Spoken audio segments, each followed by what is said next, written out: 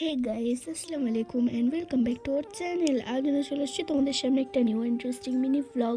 তো এখন যাবো একটু নানিদের ভুঁই মানে বুঝতে পারলে না? তো জানি অনেকে হয়তো বুঝতে পেরেছো, অনেকে তো জানো না বা ভুঁই মানে। তো ভুঁই মানে হচ্ছে আমার নানিদের পেঁয়াজ চাষ করেছে, তো সেখানে একটু পেঁয়াজ কলি তুলতে যাব। আজকে পেঁয়াজ কলি রান্না হবে বাড়িতে, তো তার জন্য তো ভাবলাম যে নানি যেহেতু যাচ্ছে, তো নানি বললো চ আমার সাথে, তুইও চ।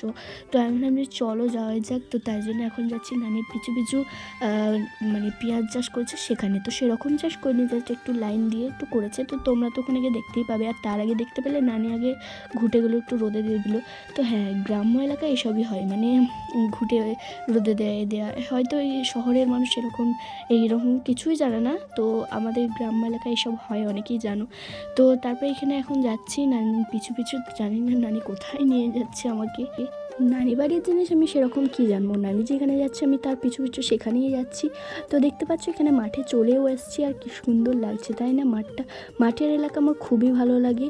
তো এসব শহরের মানুষরা এরকম চেনে না এসব জিনিস, তো দেখতেও পায় না, বাট আমাদের গ্রাম্য এলাকায় এসব হয়।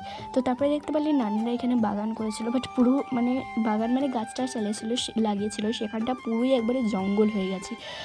মাঠের পরিবেশ সবসময় এক ধরনের প্রশান্তি দেয়, সবুজ ঘাস, হালকা বাতাস আর পাখিদের কলতান, সব কিছু মিলিয়ে যেন প্রাকৃতিক এক নিজস্ব মাধুর্য।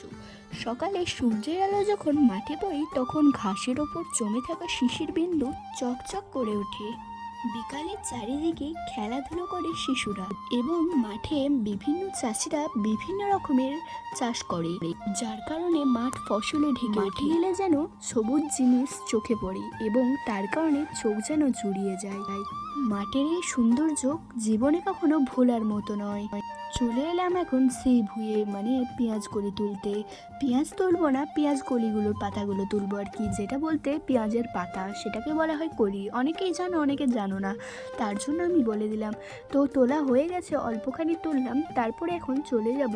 আর মাঠটা একটু ঘুরে ফিরে তোমাদের সাথে দেখাচ্ছিলাম। আর ঠিক কী সুন্দর লাগছে, তোমরা কি বুঝতে পারছো?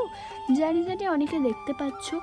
আর এখানে মাঠটা আমার এত ভালো লাগছিল, মাঠে এসে মনে হচ্ছিলো যে আমি মাঠেই থেকে যাই, কোনো আওয়াজ নেই, নিজের মতো করে থাকা যায় মাঠে এলে। তো তারপরে এখানে দেখতে পাচ্ছ পেঁয়াজগুলি তুলে নিয়েছি। চলো এখন বাড়ি যাওয়া যাক। আজকের মতো ভিডিওটা পর্যন্ত, বাই বাই।